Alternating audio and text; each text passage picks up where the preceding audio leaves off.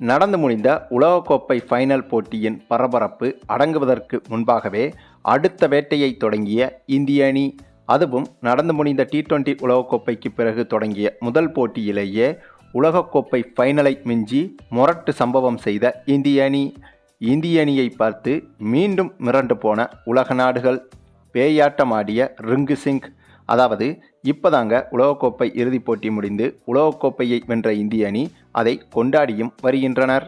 ஆனால் அதற்குள்ளாகவே இந்திய அணி அடுத்த தொடருக்குள் களமிறங்கி எதிரணியை சூறையாடி வருகிறது. அதுவும் நடந்து முடிந்த உலகக்கோப்பை தொடரில் இந்திய அணியின் பெர்ஃபார்மன்ஸ் என்பது கொடூரத்தின் உச்சமாக இருந்தது. இந்திய அணியின் செயல்பாடுகளை மற்ற நாட்டு அணிகளே மிரண்டு போய் பார்த்தது. ஏன்னா இந்திய அணி உலகக்கோப்பை சுற்று தொடங்கி பாகிஸ்தான் அணிக்கு எதிராக கிட்டத்தட்ட 110 ரன்கள் எடுத்து வெற்றி பெற்றதும், அதே போல உலகக்கோப்பை இறுதிப் போட்டியிலும் சவுத் ஆப்பிரிக்க அணி வெற்றிக்கு 29 பந்தில் 29 ரன்கள் மட்டுமே தேவை என்ற போதும், அதுவும் 7 விக்கெட்டுகள் கையில் இருந்த போதும் கூட அந்த சூழலிலிருந்து இந்திய அணி வெற்றி பெற்றது என்பதை போன்ற பல அதிர்ச்சிகரமான சம்பவங்களை நிகழ்த்தி உலக நாடுகளையே அதிர்ச்சியடைய வைத்திருந்தது இந்திய அணி. இப்போதோ உலகக்கோப்பை தொடர் முடிந்த கையோடு ஜிம்பாப்வே நாட்டுக்கு சுற்றுப்பயணம் செய்துள்ளது இந்திய அணி. ஏற்கனவே ஜிம்பாப்வே வந்துவிட்ட இளம் இந்திய அணியினர் இங்கு 5 T20 போட்டிகளில் ஜிம்பாப்வே அணியுடன் விளையாட இருக்கின்றனர். ஜிம்பாப்வேயில் நடைபெறவுள்ள 5 போட்டிகள் கொண்ட T20 தொடரில் விளையாடுவதற்காக இந்திய அணியின் கேப்டனாக சுப்மன் கில் அறிவிக்கப்பட்டுள்ளார்.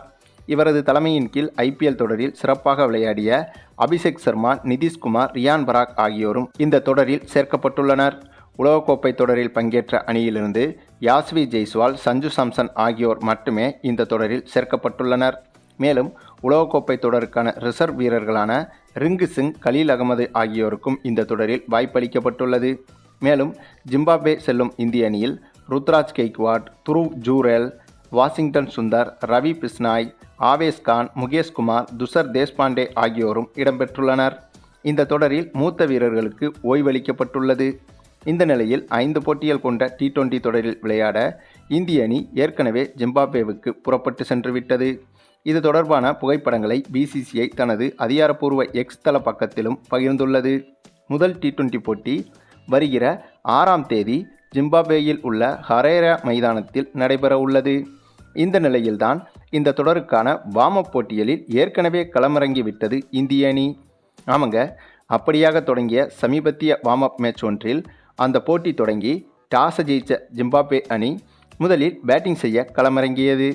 அப்படியாக களமிறங்கிய ஜிம்பாப்வே அணியில் பிரைன் பேனட், சிக்கந்தர் ராசா, ஜானத்தன் கேம்பல் உள்ளிட்டோரின் சிறப்பான ஆட்டத்தால் ஜிம்பாப்வே அணி 20 ஓவர்கள் முடிவில் 168 ரன்கள் எடுத்திருந்தது.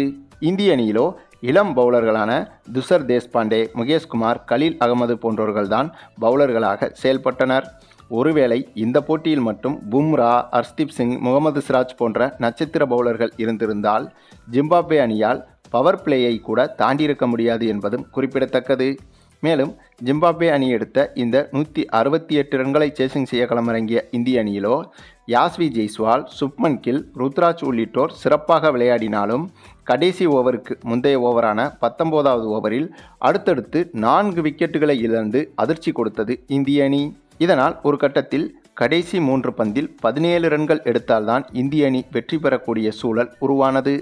அந்த சமயம் சிக்ஸருக்கு பெயர் போன நம்ம ரிங்கு சிங் பேட்டிங் செய்து கொண்டிருக்க அந்த கடைசி ஓவரை வீசிக்கொண்டிருந்ததோ ஜிம்பாப்வே பவுலரான முசர் பானி என்ற பவுலர். அப்போது முசர் பானி வீசிய அந்த கடைசி 3 பந்தில் அடுத்தடுத்து 3 சிக்ஸர்களை பறக்கவிட்டு தனக்கே உரிய அந்த வழக்கமான பாணியில் இந்திய அணிக்கு சர்ப்ரைஸாக வெற்றியை பெற்றுக் கொடுத்திருந்தார் ரிங்கு சிங்.